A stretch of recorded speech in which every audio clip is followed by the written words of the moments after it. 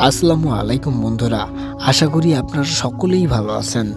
বর্তমান সময়ের একজন বিখ্যাত আলেমের ঘটে যাওয়া একটি ঘটনা, সংগত কারণে তার নামটি আমরা প্রকাশ করতে পারছি না। তবে এতটুকু বলা যায় তিনি আমেরিকার একজন নাগরিক এবং তিনি যুবক ছিলেন।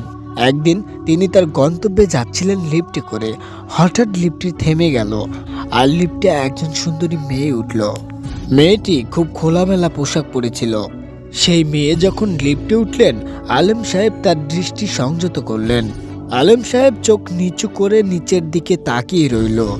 আলেম সাহেব নিচে তাকিয়ে আছে দেখে সেই মেয়ে অনেক অবাক হলো, কারণ এই প্রথম তার সৌন্দর্য দেখে কেউ নিচে তাকিয়ে রইল। মেয়েটি মনে মনে ভাবতে থাকলো, কেন এই ছেলেটি আমার দিকে তাকাচ্ছে না। সে মনে মনে অনেক বিরক্ত হলো, আজকে আমাকে দেখতে অনেক খারাপ লাগছে নাকি? এই ছেলেটি আমাকে কেন পাত্তা দিচ্ছে না? সব ছেলেই তো আমার দিকে হা করে তাকিয়ে থাকে। লিফটে তারা দুজন ছাড়া আর কেউ ছিল না।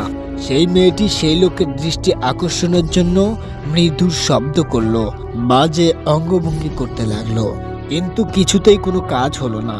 আলেম সাহেব তার গন্তব্যে চলে এলেন। আলেম সাহেব লিফট থেকে নেমে যাচ্ছেন, সেটা দেখে সেই মেয়েটি তার পিছনে দৌড়াতে থাকলো। আলেম সাহেবকে বলল, এই শোনো, আমি কি দেখতে খারাপ? তুমি কেন আমার দিকে তাকালে না? আসলে এখন আমাদের সমাজটাই এমন, নারীরা এখন এমন শিক্ষা পাচ্ছে যে তাকে অন্য পুরুষের সামনে নিজেকে আকর্ষণীয় করে তুলতে হবে। আলেম সাহেব তখন বললেন, বোন, আমি একজন মুসলিম আর আমি নারীদের মন থেকে অনেক সম্মান করি। আর আমার স্ত্রী রয়েছে, আমি আমার স্ত্রীকে ছাড়া অন্য কোনো মেয়ের দিকে তাকাতে পারি না। ইসলাম এইটাকে একদমই সমর্থন করে না। আর তাছাড়া আপনার দিকে তাকিয়ে আমি আপনাকে লজ্জিত করতে চাই না। আচ্ছা, আপনার দিকে তাকালে আমার বা আপনার কারো কোনো লাভ আছে বলুন তো? এভাবে খুব সুন্দর করে তিনি সেই মেয়েকে বুঝিয়ে বললেন। তার এত সুন্দর কথা ও ব্যবহারে সেই নারী মুগ্ধ হয়ে গেল এবং তার ফোন নাম্বার চাইলো। আচ্ছা ভাবুন তো, একজন সুন্দরী মেয়ে আপনার কাছে ফোন নাম্বার চাইলে আপনি কি করবেন? আলেম সাহেব সেই মেয়েকে তার ফোন নাম্বার দিলেন, এটা ভেবে যে সেই মেয়েকে তিনি ইসলামের সংস্পর্শে আনবেন। আশ্চর্যজনক কথা হলো, কিছুদিন পরে সেই মেয়েটিও ইসলাম ধর্ম গ্রহণ করেছেন।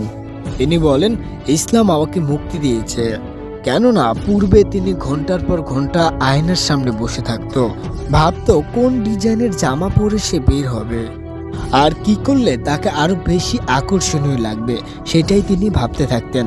আর এখন তিনি একটা কালো কাপড় বা বোরখা পরে বাসা থেকে বের হয়ে যেতে পারেন। তাই তিনি মনে করেন ইসলাম তাকে মুক্তি দিয়েছে। ইসলামিক ভিডিও পেতে আমার এই চ্যানেলটি সাবস্ক্রাইব করে আমাদের পাশেই থাকুন। সম্পূর্ণ ভিডিওটি দেখার জন্য আপনাকে অসংখ্য ধন্যবাদ।